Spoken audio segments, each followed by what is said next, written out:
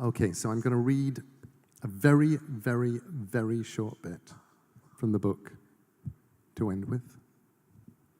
And then you will follow orders, get into lines patiently, and I will sign for you until my hand drops off. You can't woo my hand dropping off.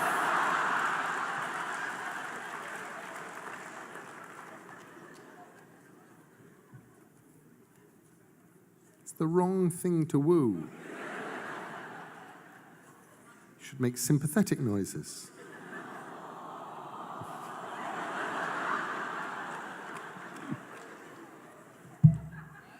I never knew that Washington, D.C. did sympathetic noises so well.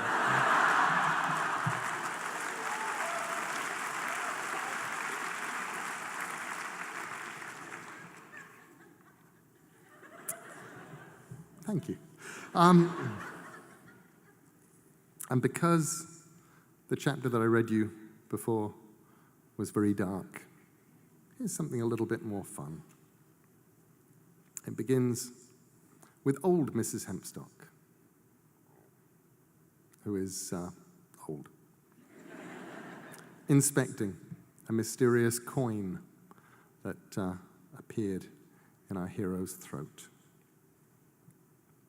She took the shilling from Letty. She squinted at it, sniffed it, rubbed at it, listened to it, or put it to her ear at any rate, then touched it with the tip of her purple tongue. "It's new," she said at last. "It says 1912 on it, but it didn't exist yesterday." Letty said, "I knew there was something funny about it." I looked up at old Mrs. Hempstock. "How do you know?" "Good question, lovey. It's electron decay, mostly. You have to look at things closely to see the electrons. They're the little dinky ones that look like tiny smiles. The neutrons are the gray ones that look like frowns. The electrons were all a little bit too smiley for 1912, so then I checked the sides of the letters and the old king's head, and everything was a tad too crisp and sharp, even where they were worn. It was as if they'd been made to be worn." "You must have very good eyesight," I told her. I was impressed. She gave me back the coin. "Not as good as once it was, but then when you get to be my age, your eyesight won't be as sharp as it once was neither." And she let out a guffaw as if she'd said something very funny. "How old is that?" Letty looked at me, and I was worried that I'd said something rude. Sometimes adults didn't like to be asked their ages, and sometimes they did. In my experience, old people did. They were proud of their ages. Old Mrs. Hempstock went over to a cupboard and took out several colorful vases. "Old enough," she said. "I remember when the moon was made." "Hasn't there always been a moon?" "Bless you, not in the slightest. I remember the day the moon came. We looked up in the sky. It was all dirty brown and sooty gray then, not green and blue." She half filled each of the vases at the sink. Then she took a pair of blackened kitchen scissors and snipped off the bottom half-inch of stem from each of the daffodils.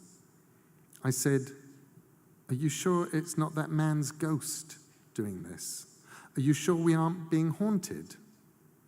They both laughed then, the girl and the old woman, and I felt stupid. I said, "Sorry." "Ghosts can't make things," said Letty. "They aren't even good at moving things." Old Mrs. Hempstock said, "Go and get your mother. She's doing laundry." Then, to me, "You shall help me with the daffs." I helped her to put the flowers into the vases, and she asked my opinion on where to put the vases in the kitchen.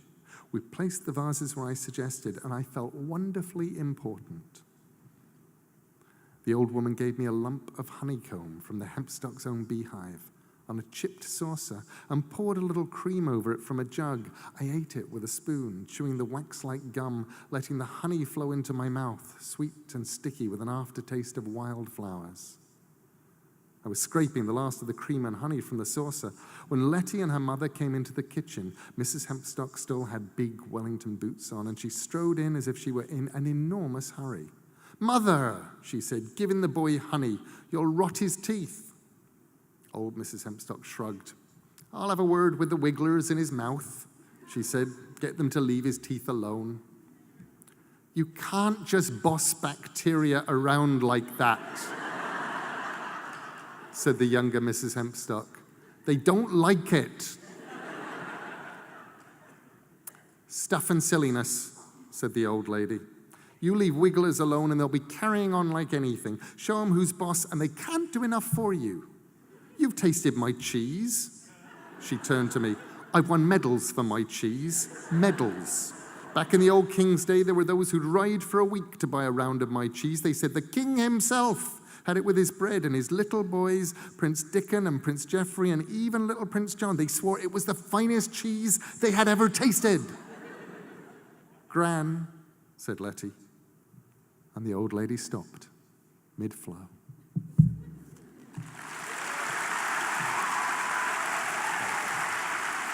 Thank you very much. I look forward to scribbling on your books tonight. Thank you.